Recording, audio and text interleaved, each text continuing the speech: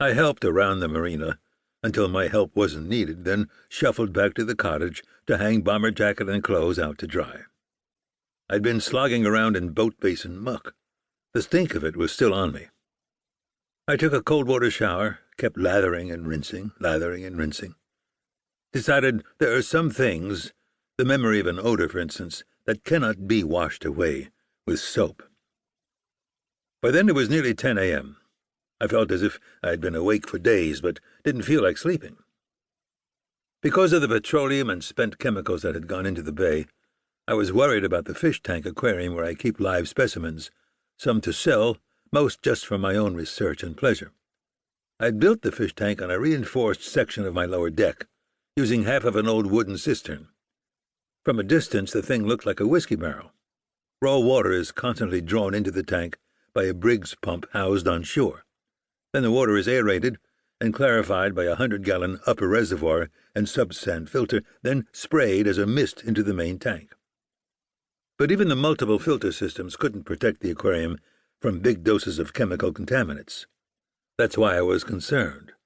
Because of the cold weather, I had a styrofoam cap on the tank. But the sun was out now, the norther had blown through, and the temperature had already climbed to 65, so I removed the cap and let the sun in. The water in the tank was clear, 3 feet deep. I released a long, slow breath, relieved.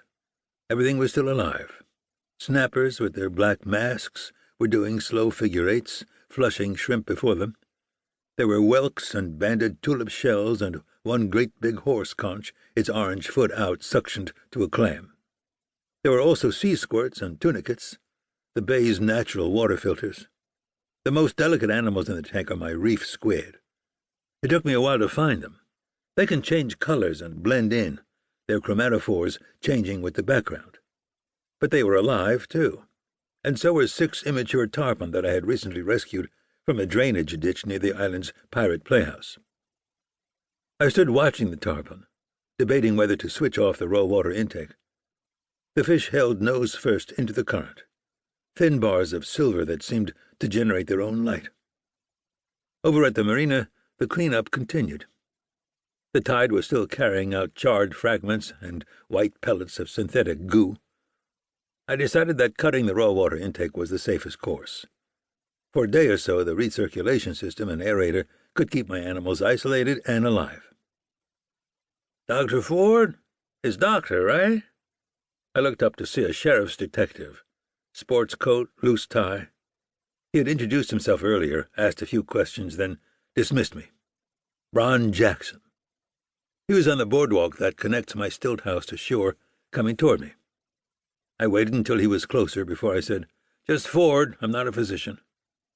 He smiled a cop smile, illustrative of genial mistrust. "Out on the islands, I keep forgetting. Everything's informal, probably why the tourists like it." He had his notebook out, found a piling on the lower deck and leaned against it, making himself at home. "Let's see, I've already got your number, your name, so just a couple other things. You got a spare minute?" I'd already told him everything there was to tell. Not really. I was getting ready to. I cast around for an excuse. Sleep was out of the question, and I didn't feel like working. I was just getting ready to go for a run. The smile again. "There you go. Best way to get rid of stress. I'm a runner myself. You don't mind, I'll follow you around while you change. It'll save us both some time."